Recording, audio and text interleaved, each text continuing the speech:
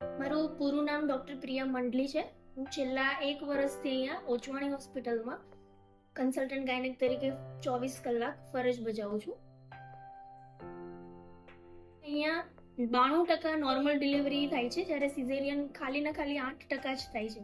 દરેક સ્ત્રીને નોર્મલ ડિલિવરીનો અમે પૂરેપૂરો ટ્રાય આપીએ છીએ પહેલાં, અને નોર્મલ ડિલિવરી થાય એવો આગ્રહ રાખીએ છીએ, તો સ્ત્રી અને માતા બંને હેલ્ધી રીતે ડિલિવર થઈ શકે.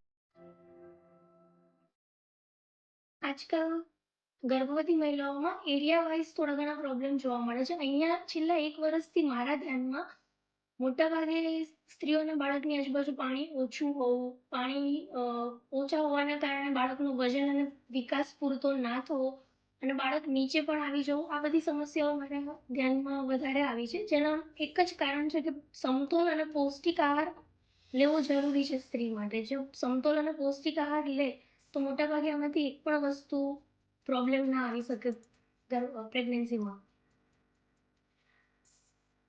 ગર્ભાવસ્થા દરમિયાન શરૂઆતના પહેલા 3 મહિનામાં જે રૂટીન પ્રોબ્લેમ હોય છે કે ઉલટી થાય ને ઉબકા જેવું લાગે, બેચેની લાગે, તો એવા સમયમાં શરૂઆતના સમયમાં તીખું તળેલું ના ખાવું, 3 મહિના સુધી સંબંધ ના રાખવો, ખરાબ રસ્તો એવી જગ્યાએ મુસાફરી ના કરવી, આ બધી વસ્તુની જે રૂટીન 3 મહિનામાં આ ધ્યાન રાખવું જરૂરી હોય છે. અને એ પછીના મહિનાઓમાં 4 મહિનાથી લઈને 8 મહિના સુધી, તો ત્યારે ખોરાક એ સૌથી મહત્વની વસ્તુ છે. બિકોઝ બાળકનો વિકાસ અને વજન એ બધી જ વસ્તુ 4 થી 8 મહિનામાં વધશે, એટલે એ દરમિયાન સ્ત્રીએ ખાવામાં ખાસ કરીને ધ્યાન રાખવું જોઈએ, જે બાળકના વિકાસ માટે જરૂરી છે.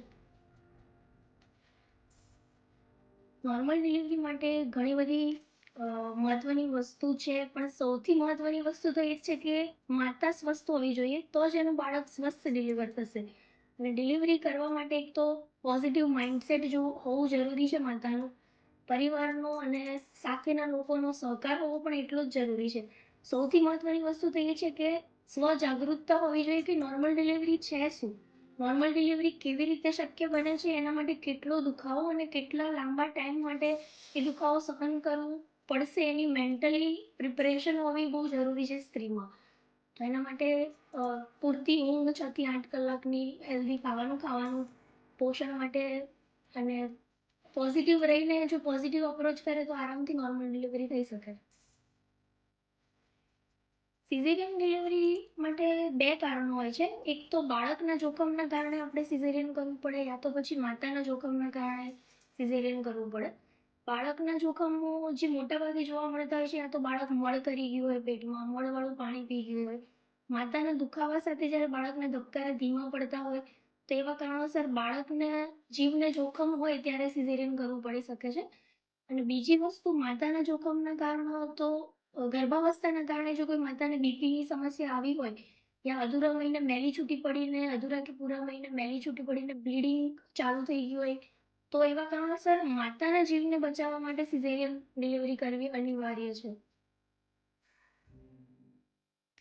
પીરિયડ્સમાં નોર્મલ મેન્સ્ટ્રુઅલ સાયકલ છે ને 21 થી 38 ડેઝની હોય, એટલે 21 થી 38 દિવસ દરમિયાન જો કોઈ સ્ત્રીને રક્તસ્રાવ થતો હોય તો એ નોર્મલ છે. પણ જો 21 દિવસ કરતાં ઓછા દિવસે માસિક આવતું હોય, યા 1.5 મહિના કરતાં વધારે માસિક આવતું હોય, તો એવા કારણોસર તમારે ડૉક્ટરને બતાવવું જરૂરી છે. એમાં પણ રક્તસ્રાવ કેટલા દિવસ રહે છે, નોર્મલી 3 થી 8 દિવસ રહેવો જોઈએ. જો 3 દિવસ કરતાં ઓછા માસિક આવતા હોય, યા 8 દિવસ કરતાં વધારે માસિક આવતા હોય, તો તમારે ડૉક્ટરને બતાવીને, જાણ કરીને સલાહ લેવી એ જરૂરી છે.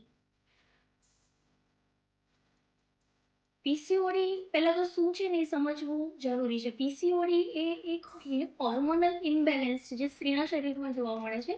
તો એ હોર્મોનલ ઇમ્બેલેન્સમાં શું થાય, દર મહિને જે નોર્મલી ઓવરીમાંથી જે બીજ છૂટું પડે, સ્ત્રીનું અંડાશયમાંથી જે બીજ છૂટું પડે, એ પીસીઓએસમાં થોડું ડીલે થાય છે.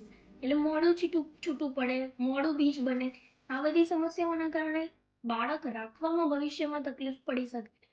પીસીઓએસના લક્ષણો શું હોય છે, તો પીસીઓએસના લક્ષણોમાં એક તો અધાર્યો વજન વધવો, મોઢા પર વાળ દેખાવા, દાઢી કે મૂછ કે એવું દેખાવું, પિમ્પલ્સ થવા, બરાબર, વેઇટ ગેઇન થવો, એક્સરસાઇઝ ને ડાયટ કરવા છતાં તમારો વેઇટ ગેઇન થવો, તો આ બધા પીસીઓએસના સામાન્ય લક્ષણો છે. જો આમાંથી કોઈ પણ લક્ષણ દેખાય અને નોર્મલી ટ્રાય કરવા છતાં બાળક ના રહેતું હોય, તમારા ડૉક્ટરને એકવાર કન્સલ્ટ કરીને PCOS શું છે એ જાણીને એની ટ્રીટમેન્ટ કરવી જોઈએ. ટીનેજ યુવતીઓ બહુ ઇમ્પોર્ટન્ટ છે કે સમાજના નિર્માણ માટે જો ટીનેજ દીકરીઓ જે બધી હેલ્થમાં ધ્યાન રાખે તો એ બહુ જ જરૂરી છે. પૌષ્ટિક આહાર લેવો, 6 થી 8 કલાકની પૂરતી ઊંઘ લેવી. સ્ટ્રેસ જે પિયર પ્રેશરના કારણે સ્ટ્રેસ બહુ કોમન છે કે ભણવાનું પ્રેશર હોય, એક્ઝામનું ટેન્શન હોય, તો એના કારણે શું એમને હોર્મોનલ ઇમ્બેલેન્સ જલ્દી થતું હોય ટીનેજમાં પણ. એમને પણ માસિકમાં અનિયમિતતા ટીનેજમાં પણ જોવા મળતી હોય. તો એના માટે તમારે આ બધી વસ્તુનું કાળજી રાખવું પડે. પણ સૌથી મહત્વની વસ્તુ એ છે કે તમે પૌષ્ટિક અને પૂરતો આહાર લો, સમતોલ આહાર લો, જેમાં ફ્રૂટ, લીલા શાકભાજી, દૂધ, કઠોળ દરેક વસ્તુનો સમાવેશ તમે કરી શકો. સ્ત્રીને આમ તો ત્યાગ અને બલિદાનનું મૂર્તિ ગણવામાં આવે છે.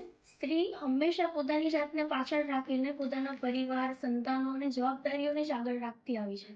તો આવી પરિસ્થિતિમાં સ્ત્રીની એક સ્વજાગૃતતા એ સૌથી મહત્વની વસ્તુ છે કે એને જાગૃતતા હોવી જોઈએ પોતાના શરીરની. પોષણયુક્ત આહાર લેવો જોઈએ. કેમ કે સ્ત્રી જ્યારે હેલ્ધી હશે, સ્ત્રી જ્યારે પોષણયુક્ત આહાર લેશે, એનું શરીર જ્યારે સ્વસ્થ હશે તો જ એક સ્વસ્થ સમાજનું નિર્માણ કરી શકશે. અને સ્વસ્થ સ્ત્રી માટે એક જ ચાવી છે એ પોષણયુક્ત આહાર. પૌષ્ટિક અને પ્રોટીનયુક્ત પોષણયુક્ત આહાર જે સ્ત્રી લે તો એ સ્વસ્થ સમાજનું આરામથી નિર્માણ કરી શકે છે. આમ તો સ્ત્રી ધારે તો બધું જ કરી શકે, પણ ખાલી જરૂર છે એક સ્વજાગૃતતાની. તો જે સ્ત્રી વ્યવસ્થિત હેલ્ધી આહાર લઈને તો પોતાના પરિવારનું બહુ સારી રીતે ધ્યાન રાખી શકે, પોતાના બાળકને બહુ સારી રીતે ઉછેર કરી શકે, તો સ્વજાગૃતતાની એક મારા હિસાબથી કમી છે જે હોવી જોઈએ. Thank you.